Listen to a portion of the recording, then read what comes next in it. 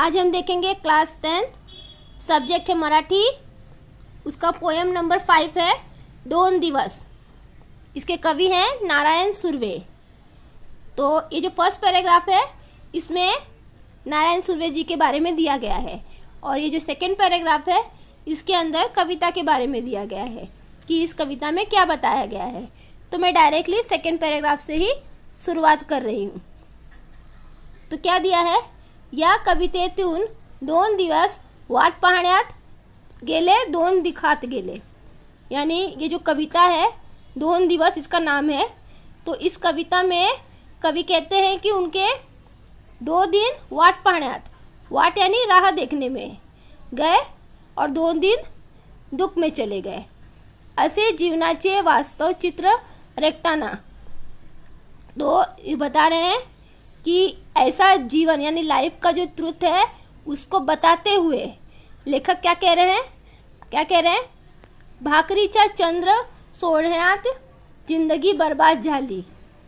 अभी लेखक क्या कह रहे हैं, भाकरी यानी ये रोटी होता है जो चावल के आटा का बना होता है, तो उसको भाकरी बोलते हैं। तो भाकरीचा चंद्र यानी आधी रोटी। तो यहाँ पे हम मेहनत क्यों करते हैं, ताकि हमको 2 वक्त का खाना मिल सके। तो यहाँ पे वो वर्कर के व्यू पॉइंट से लिखा गया है कि उनका जो जीवन है वो 2 वक्त की खाने के लिए, यानी भाकरीचा चंद्र शोधण्यात जिंदगी बर्बाद झाली, यानी उसे ही ढूंढने में ही, यानी 2 वक्त के खाने के लिए ही उसकी ज़िंदगी ख़त्म हो गई। ऐसे भीषण जीवन सत्य कवि ने मान लिया है।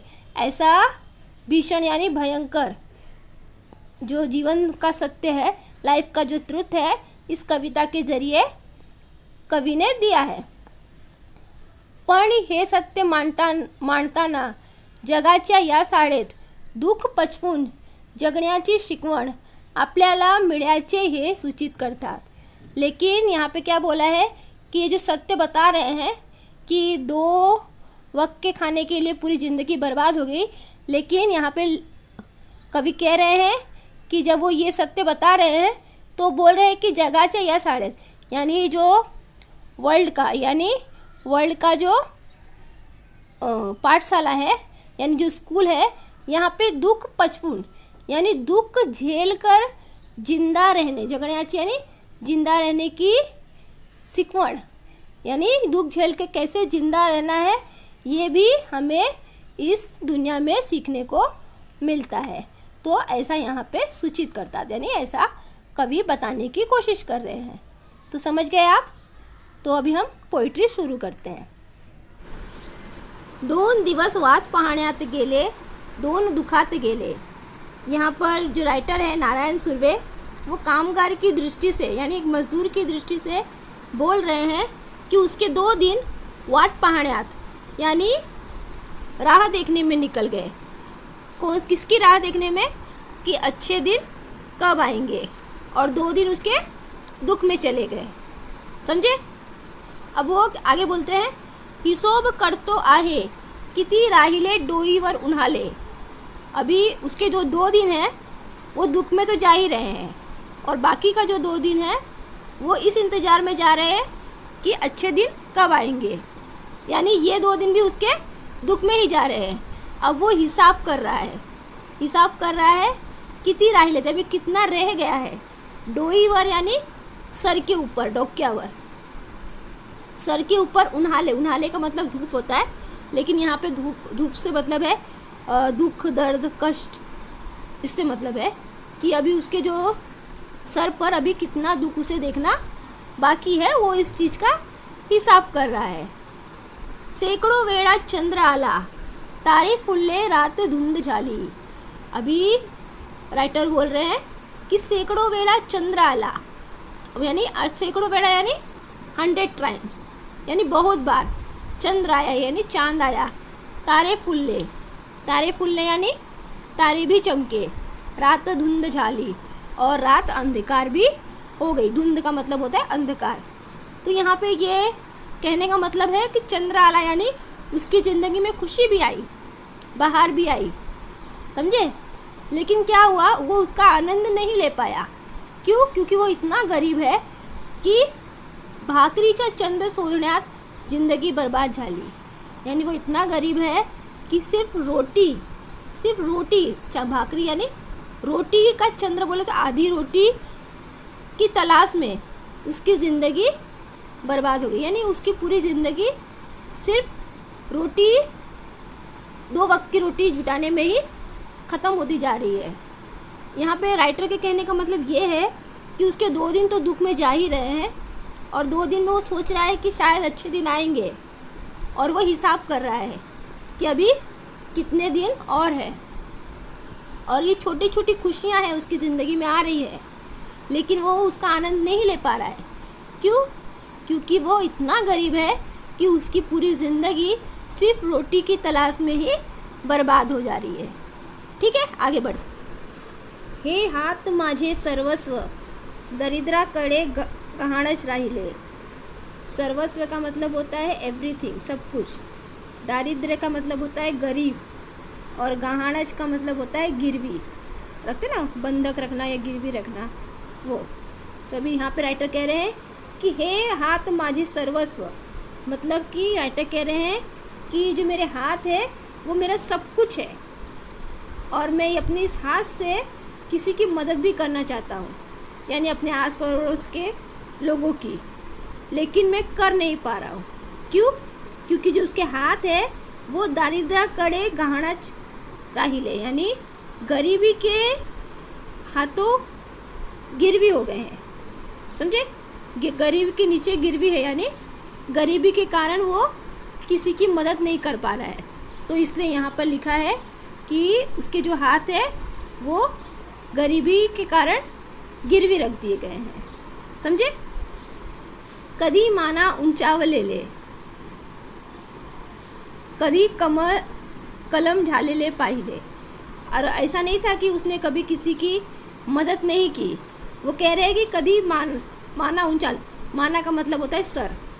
कभी कभी उसने ऐसा काम किया है जिससे उसका सर ऊंचावले यानी ऊंचा हुआ है, यानी गरीबी के बावजूद उसने किसी की ऐसी मदद की है जिससे उसका सर ऊंचा हुआ है।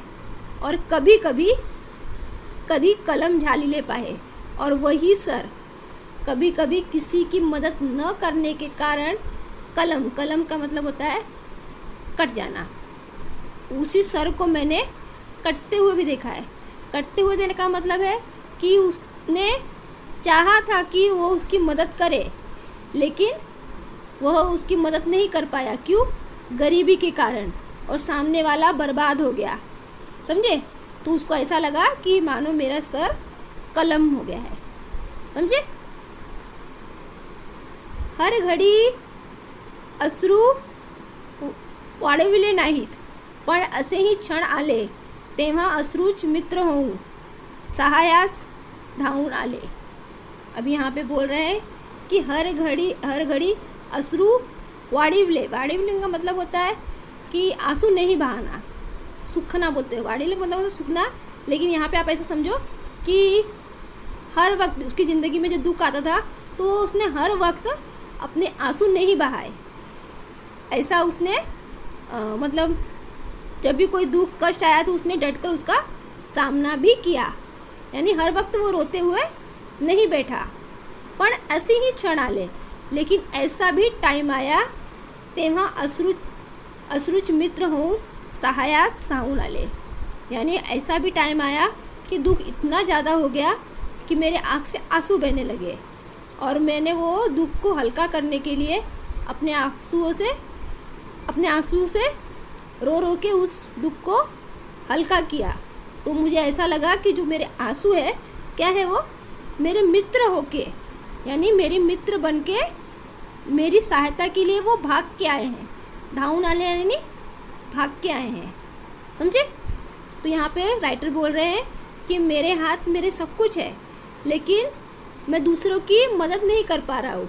क्यों? क्योंकि वो गरीबी के नीचे गिरवी हो गया है।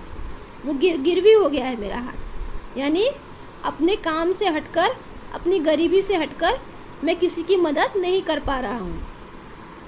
कधी मानच्या उंचवले कभी कमल झाड़, यानी कभी ऐसा भी हुआ है कि मैंने ऐसे ऐसे काम किए हैं जिससे मेरा सिर ऊंचा हुआ है, लेकिन कभी कभी वही सी सर को मैंने कटते हुए भी देखा है। और ऐसा भी वक्त था कि हर दुख में वो उसने अपना आंसू हर वक्त नहीं बहाया, समझे। लेकिन ऐसा भी वक्त आया जब दुख इतना ज़्यादा हो गया कि उसके आंसू ही उसके मित्र साबित हुए। ठीक है। दुरेचा विचार हर घड़ी केला, अगा जग में झालो। अगा का मतलब होता है अरे, जग में झालो यानी चमकना। तो यहाँ पे राइटर कह रहे हैं कि दुनियाचे विचार हर घड़ी केला। अभी कवि कह रहे हैं कि मैंने हर घड़ी, चाहे मैं किसी भी परिस्थिति में रहा हो, यानी मुझे कितनी भी गरीबी रही हो, फिर भी मैंने दुनिया का विचार हर समय किया है। इसीलिए अगा जग में झालो, इसीलिए मैं चमका हूँ, यानी इसीलिए मुझे मान सम्मान मिला है। समझे। दुख पेलावे कसे पुन्हा जगावे कसे, याचे शालेत सिकलो। दुख पेलावे, पेलावे का मतलब होता है बर्दाश्त करना या सहन करना। पुनः जगावे यानी जिंदा रहना। तो यहाँ पे राइटर बोल रहे हैं कि दुख को पेलावे यानी दुख को कैसे बर्दाश्त करना है, फिर कैसे हमें जिंदा रहना है, उस दुख में गरीबी में कैसे जिंदा रहना है, या सालेत सीख लो। यानी उस दुख और गरीबी में राइटर बोल रहे हैं कि जो कामगार होते हैं वो अपने दुख को कैसे सहना है, कैसे जिंदा रहना है उस परिस्थिति में, वो उन्होंने उस दुनिया के यानी उस जग के शालेत में यानी स्कूल में सीख लेते हैं। झोत भट्टित सेकावे पोलाद, तसे आयुष्य छान शेकले। झोत पट्टी क्या होता है? फर्नेस, जहाँ पे जैसे जो लोहा होता है ना, पोलाद यानी लोहा होता है, तो वो उसको उस भट्टी में गरम करते हैं। शेकावे यानी गरम, बर्न करते हैं ताकि उसको शेप दे सके, तब जाके वो एकदम मजबूत बनता है। तो जिस तरह जो पोलाद यानी जो लोखंड होता है झोत पट्टी में सिक कर एकदम मजबूत होता है, उसी तरह जो कामगार है उसका आयुष्य यानी उसकी जो लाइफ है, संघर्ष, दुख, गरीबी में सिक कर यानी उनके बीच वो रह कर वो सीख लेता है कि किस तरह से हम जी सकते हैं, वो सीख लेता है। समझे।